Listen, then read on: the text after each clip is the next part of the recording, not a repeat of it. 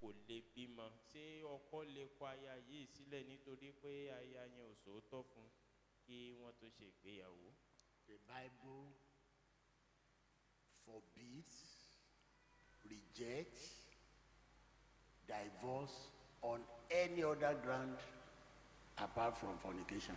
Bíbélì ó tako àní ó sọ di èèwọ̀ láti kọ aya tàbí ọkọ sílẹ̀ lórí òté mìíràn yàtọ̀ sí àgbèrè. You know, when we deal with Christian life, we deal with the words of God. Nígbà tí a bá ní ṣe pẹ̀lú ìgbé ayé kìrìsìtẹ́nì ọ̀rọ̀ Ọlọ́run là ń lò. Look at Matthew chapter 19 verse 9. Ẹ wo Mátíù orí 19 And I say unto you, contrary to what Moses said, that they were claiming, Moses said, we can give rising. Because the question they asked in verse 3 is that, can the man put away his wife for any cause? Ìbéèrè tí wọ́n ń béèrè ó ní wípé ṣé ènìyàn lè kọ aya rẹ̀ sílẹ̀ nítorí ọ̀ràn gbogbo. Ó wá sọ ní ẹsẹ̀ 9 mo wí fún yín ẹnikẹ́ni tí ó bá kọ aya rẹ̀ sílẹ̀ bí kò ṣe pé nítorí Listen to it now. And I say unto you, whosoever shall put away his wife, except it be for fornication, and shall marry another, committed adultery. And whoso marrieth her which is put away, does commit adultery. Mo sì wí fún yín ẹnikẹ́ni tí ó bá kọ aya rẹ̀ sílẹ̀ bí kò ṣe pé nítorí àgbèrè tí ó sì gbé òmíràn níyàwó ó ṣe panṣágà. Ẹnikẹ́ni tí ó bá sì gbé ẹni tí a kọ̀ sílẹ̀ níyàwó ó ṣe panṣágà. So there is no excuse for divorce Kò sí. when you have married. That's why we are hammering to young people to be thoughtful, to be sure you are born again, to be prayerful, to yield yourself to pastoral counsel, to be well discipled, that you don't get yourself into unnecessary complications. Kò sí àwáwí fún ìkọ̀sílẹ̀ nígbà tí ènìyàn bá ti ṣe ìgbéyàwó. Ìdí nìyẹn tí a fi máa ń bá àwọn ọ̀dọ́ sọ̀rọ̀ kí o rí ìwé pé o rò ó re, o rò ó jinlẹ̀ dáadáa, o di ọmọ ẹ̀yìn, o mọ ọ̀rọ̀ Ọlọ́run kí o tó ṣe ìgbéyàwó kí o má bàa fi ara rẹ fún àwọn ọ̀rọ̀ kó. Ìbéèrè kejì.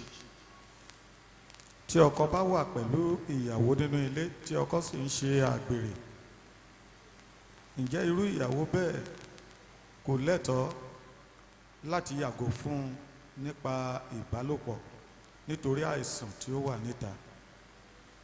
The question is that when a wife has a husband and is womanizing, is it not right for that wife to separate for that husband on the relationship because of the infection that's outside? Number one, is it really proved or established that this other partner is guilty of this allegation? Ìkíní, ǹjẹ́ o lè jẹ́rìí rẹ̀ kó fìdí rẹ̀ múlẹ̀ wípé ẹni yìí ó jẹ̀bi ẹ̀sùn tó fi kàn yìí? Then number two, Ìkejì, there must be a pastor, a leader who will look into such matters. olùṣọ́àgùntàn adarí kan gbọ́dọ̀ wà tí yóò yanjú irú ọ̀rọ̀ bẹ́ẹ̀. We cannot give a blanket answer to questions like that. A lè fi ìdáhùn eréfèé fúnrú ìbéèrè And that bẹ́ẹ̀. is why also, as a Christian, you can't be a Christian without church. And you can't be in any church. So you must be sure that when you are saved, you are in the church where really you have leadership that is up to the task. They can look to it, they can investigate, they can guide you, they can know what really happens. But today, because moral is low, every excuse is given by anybody to do what he likes, and God will not take it. Ìdí nìyẹn tó jẹ́ wípé gẹ́gẹ́ bí kìrìsìtẹ́nì ò kàn lé dédé ní wípé ó lọ ìjọ báyìí ó gbọ́dọ̀ wà ní ìjọ tó jẹ́ wípé adarí ibẹ̀ ó kátó ó kájú ẹ̀ ó kójú òṣùwọ̀n ó lè wo àwọn ọ̀rọ̀ bí eléyìí kí ó yanjú rẹ̀. Ṣùgbọ́n nítorí wípé nínú ayé tá a wà báyìí ìwà rere ti ń lọlẹ̀. Ìdí nìyẹn tó yẹ pé àwọn ènìyàn wọn kàn lè hùwà bó ṣe wù wọ́n. You know, like in nation Nigeria, we have many churches. Even when their GO tackles matter like this, and they couldn't tackle them, they refer to me. Either they ask me, I cancel them, or they refer those people, and we deal with it. I also am not, you see, Alpha and Omega. I still have some other ministers that I share with. We have some other thing we look to. We look to the Word of God. So please let us be careful about our souls.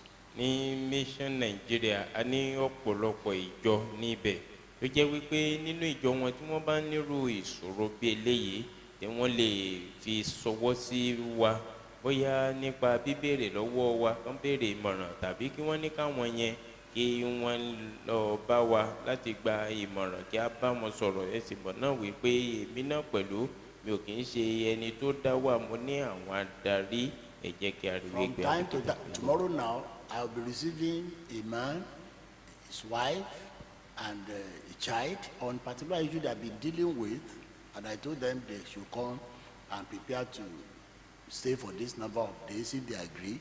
bàbá yìí mo ń retí ọkùnrin pípé ó máa ń yọjú kí a lè mọ nǹkan tá à ń ṣe.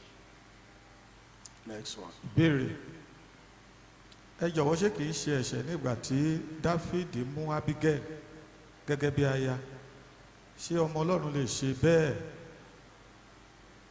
kí ọkọ obìnrin kan kú kí ó sì dédé lọ mú lójijì láti di aya rẹ̀. The question is that is it not a sin as David went to take Abigail as wife? Can a Christian go and take somebody that is her husband died as a wife? The Bible talks about Christian marriage must be in the Lord. And in the Lord means according to the word of God. Bíbélì ó sọ wípé ìgbéyàwó kìrìsìtẹ́nì ó gbọ́dọ̀ jẹ́ nínú Olúwa túmọ̀ sí gẹ́gẹ́ bí ọ̀rọ̀ Ọlọ́run. A man whose wife died or a wife whose husband died is free to remarry, but in the Lord, that is according to the word of God. Ẹni tí ọkùnrin tó jẹ́ pé aya rẹ̀ kú tàbí obìnrin tí ọkọ rẹ̀ kú ó lómìnira láti ṣe ìgbéyàwó mìíràn ó gbọ́dọ̀ jẹ́ nínú Olúwa So gẹ́gẹ́ bí this ọ̀rọ̀ in the Ọlọ́run. Lord is now what we look at. Who is this person? Who is David now marrying Abigail? What are the circumstances that surround the death of Abigail's husband? Should David marry Abigail? Wasn't David married before? You know, there's so many things that they did in the Old Testament that you cannot really, use in the New Testament. That's why Jesus says, you have heard what I say unto you. You have heard what I say unto you. Many people, they did a lot of things on those Old Testament drama because they were just experimenting. Many of them, they were just going like that. The Lord took them wrong. I was teaching them, training them along the way. So we cannot use that. Even Abigail has said that was not just use that and say, he's somebody that the point is, are you a person looking for a wife? Then if you are looking for a wife, is it a widow you want to marry? If it's a widow, why do you want to marry a widow? Is this widow a Christian? Are you a Christian? Are there no Christian biblical principles to violate? Those are your concerns. Let us leave David alone. Ẹ jẹ́ ká fi Dáfídì sílẹ̀ sẹ́mọ̀ wípé ní májẹ̀mú láíláí ọ̀pọ̀lọpọ̀ àwọn nǹkan ni wọ́n ń ṣe tó jẹ́ wípé kò kójú òṣùwọ̀n ìdí nìyẹn tó jẹ́ pé nígbà tí Jésù dé yóò sọ wípé ẹ̀yin ti gbọ́ ṣùgbọ́n èmi wí pé ẹ ti mọ̀ ìwọ gẹ́gẹ́ bí ẹnìkan báyìí tó bá wà ní Olúwa tó bá wá sọ wípé o fẹ́ ṣe ìgbéyàwó kí ni ìdí tó jẹ́ wípé òpó ló tún fẹ́ fẹ́ kí ni ìdí tó jẹ́ pé o fẹ́ ṣe ìgbéyàwó gbogbo àwọn nǹkan wọ̀nyí ni a ní láti gbé yẹ̀wò nínú Olúwa jẹ́ ká fi Dáfídì sílẹ̀. béèrè mìíràn ṣé orí bíbọ ṣé ẹ̀ṣẹ̀ ni Ṣé orí bíbọ kéèyàn máa bọ orí. kí ló ń jẹ́ bẹ́ẹ̀? To sacrifice to your head. so à ń wò pé bóyá orí bíbò ló fẹ́ sọ bọ̀ tó ti fi àmì ọ́ sí bóyá ṣé orí bíbò àbí orí bíbọ ṣé ẹ̀ṣẹ̀ ni. We don't understand that question. You can drop it and go to béèrè mìíràn if I like to be a choir and I don't have the gift is it possible then what can I do. Tí mo bá fẹ́ ṣe akọrin ṣùgbọ́n mi ò lẹ́bùn orin kíkọ só ṣeé ṣe. Now, in Christian life, pay attention. Ẹ tẹ́tí ẹ ẹ tẹ́tí o. In Christian life, there are two things that you must understand. Nígbà ayé kìrìsìtẹ́nì nǹkan méjì lẹ gbọ́dọ̀ mọ̀ye. Number one, there are things you are to do by grace, Àwọn kan ń bẹ tí o ó ṣe nípa oore ọ̀fẹ́. and there are things you are to do by gift. Àwọn kan ń bẹ tí o ó ṣe nípa ẹ̀bùn. For instance, Fún àpẹẹrẹ, by grace, every one of us is to be a witness, evangelizer. nípa oore ọ̀fẹ́ olúkúlùkù wa yẹ kí ó jẹ́ àjèrè ọkàn tó ń wàásù ìrere. But it will take certain gifts to be an evangelist. Ṣùgbọ́n ó gba kéènìyàn kí ó ní àwọn ẹ̀bùn kan láti jẹ́ evangelist. By grace, some brothers, sisters are gathering together because a branch of our church is not at Emure. Some brothers, sisters came around this area and they want to start fellowship. Somebody by grace can be leading them and all that. You may need to develop gifts for pastoring later. So we can pastor by grace, we can evangelize by grace, we can do everything by grace. It is a Christian duty.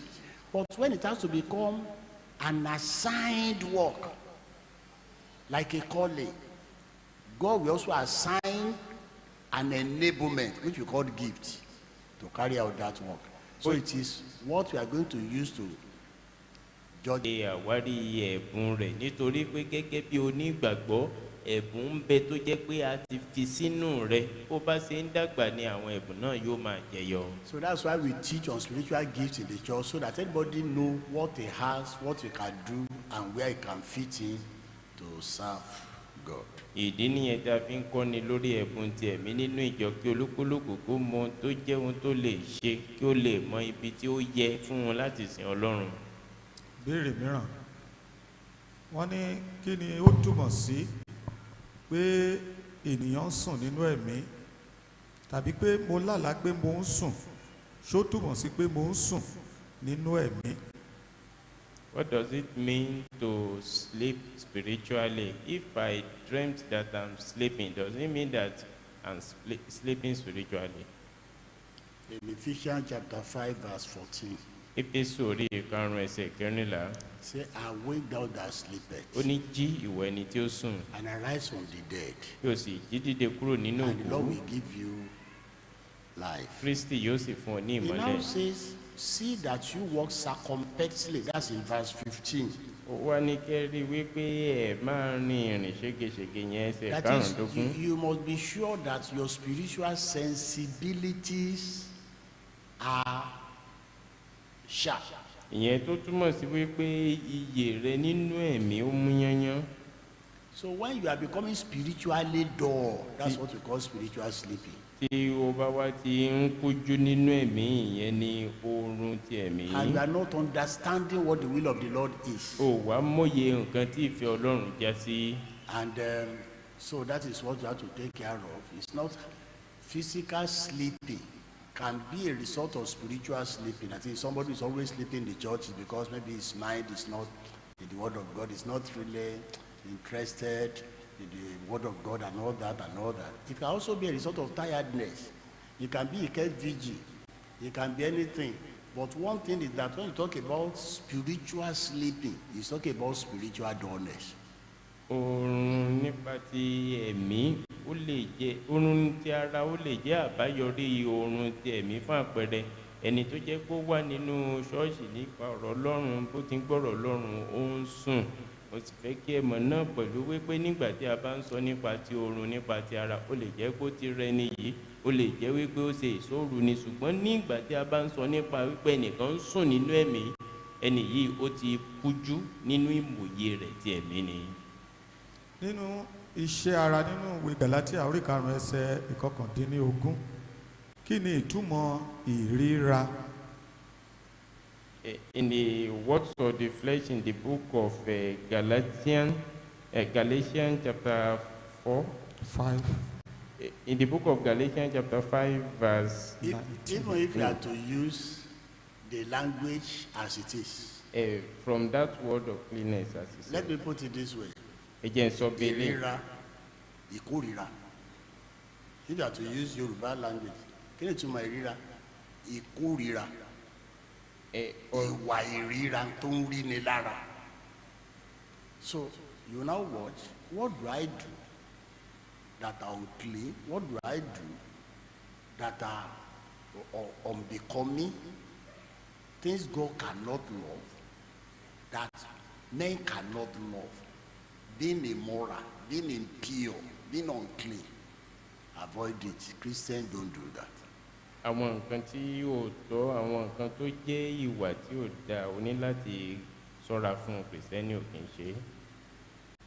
Béèrè mìíràn, kí ni ìtumọ̀ ọ̀rọ̀ yìí? Oòrùn kì yóò pa ọ́ ní ìgbà ọ̀sán tàbí òṣùpá ní ìgbà òru.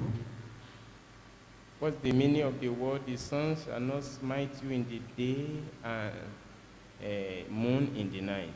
The meaning is that God will protect you day and night. Ìtumọ̀ rẹ̀ ní pé Ọlọ́run yóò dáàbò bò ọ́ ní ọ̀sán àti lóru. From the evils that come during the day and during the night. Kúrò lọ́wọ́ ibi tó ń wá ní ọ̀sán àti èyí tó ń wá lóru. Because there is no way you can walk in the sun during the day and you will not feel heat. Kò sí bí o ti rìn ní ọ̀sán nígbà tó òrùn bá ràn tí òrùn ò ní pa ọ́.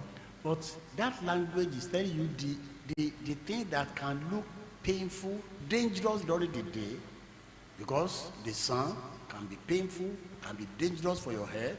So he's saying that God will provide you, protect you during the day, and also protect you from the evils that come in the night. Ọ̀rọ̀ yẹn ó ń sọ ní ti nǹkan tí ó lè léwu nítorí ní ìgbà mìíràn oòrùn ó lè léwu fún ìlera rẹ, ṣùgbọ́n wá ń sọ ní ti wípé yóò dáàbò bò ọ́, ewu ò ní wọ̀ ọ́ lọ́sàn-án, ewu ò ní wọ̀ ọ́ lóru. Psalm 91 verse 6 can explain that. Orin Dáfídì orí kọkànléní-àádọ́rùn-ún ẹsẹ̀ ìkẹfà lè ṣàlàyé. Let's start from verse 5. Ẹ jẹ́ kí a bẹ̀rẹ̀ láti Thou ẹsẹ̀ shalt not be afraid for the terror by night, nor for the arrow that flieth by day. Ìwọ kì yóò bẹ̀rù nítorí ẹ̀rù òru tàbí fún ọfà tí ń fò ní ọ̀sán. Terror of the night, arrow flying in the day. Ẹ̀rù òru, ọfà tó ń fò ní ọ̀sán. Nor for the pestilence that worketh in darkness, nor for the destruction that wasted at noonday. Tàbí fún àjàkálẹ̀ àrùn tí ń rìn kiri ní òkùnkùn, tàbí fún ìparun tí ń runni ní ọ̀sán gangan. So that thing, this person was quoting from Psalm 121, and this thing that they explained in Psalm 91. So it means God will protect you.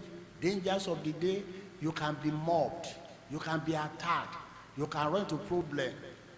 Kidnappers, they may operate in the day, they may operate in the night. Then that protection is what is referred to by the sun of the day and the moon at night. Ènìyàn ó ń sọ̀rọ̀ láti ó ń béèrè láti orin Dáfídì orí ìkọkànléní-ọgọ́fà. Mo wá ń ṣàlàyé rẹ̀ láti orin Dáfídì orí ìkọkànléní-àádọ́rùn-ún báyìí. Èyí tí ó túmọ̀ sí wípé bó tilẹ̀ jẹ́ wípé rògbòdìyàn wàhálà àwọn agbénipa ó wà lọ́sàn-án, ṣùgbọ́n Olúwa yóò dáàbò bò ọ́ tó jẹ́ wípé ò ní nípa nù rẹ̀. Ìbéèrè, wọ́n kọ́ wa ní kíláàsì wa wípé tí ènìyàn bá ń ṣe àìsàn ó lè jẹ́ ẹ̀ṣẹ̀ ní ó ṣe okùnfà rẹ̀, bí ó tilẹ̀ jẹ́ wípé ti Jóòbù kò rí bẹ́ẹ̀. Ìbéèrè mi ni wípé àwọn ọmọ Ọlọ́run tó ń ṣàìsàn lónìí tí wọ́n sì ń gbàdúrà ṣùgbọ́n tí àìsàn náà kò lọ, kí ló fà á, ṣe ẹ̀ṣẹ̀ ni? The question is that our thought that if somebody is sick, it may be caused by sin, even though that of Job was not like that. The question now is that the children of God that are sick today and they pray and the sickness doesn't go, what causes it? Generally, sin is the cause of every evil, every calamity, every affliction, every sickness, every suffering. Bí nǹkan ti rí, ẹ̀ṣẹ̀ ní okùnfà ibi gbogbo àìsàn, gbogbo àjálù, gbogbo ìjìyà, gbogbo ìpọ́njú. But there is always an exception at times, like that of Job, like that of Paul. Paul said, there was given to me a thorn in the flesh, a messenger of Satan to buffet me. And for that he was praying, God, take it away, take it away. We are not told what the thorn is. Later on, he talk about distress, he talk about infirmity, he talk about all the possibility that the thorn can be. So, but the same position you have to maintain as a Christian is to avoid sin. Sin will bring anything to your life, and the first thing to suspect when you have problem is sin. ṣùgbọ́n ìyàtọ̀ máa ń wà ní ìgbà mìíràn fún àpẹẹrẹ bíi ti jóòbù bíi ti pọ́ọ̀lù tó sọ wípé a fi ẹ̀gún kan sí mi ní ìhà tó jẹ́ wípé ìránṣẹ́ sátánì tí ó ń pọ́n mi lójú. Ohun tó ṣe pàtàkì ó ní wípé ní ìgbàkigbà tí o bá wà nínú ìṣòro rí i dájú wípé o yàgò fún ẹ̀ṣẹ̀ nítorí ẹ̀ṣẹ̀ lè mú ohunkóhun wá. How do we know a saint that is suffering, that is sick like that because of sin? Bó o la ṣe mọ ẹnìkan tó jẹ́ kó ṣàìsàn báyẹn nítorí ẹ̀ṣẹ̀. And the one that maybe it is the devil like Job or like Paul that was buffeting him. Àti ẹni tó jẹ́ wípé èṣù ni bíi jóòbù tàbí pọ́ọ̀lù tó ń pọ́n lójú. That saint will not say sin caused it. If it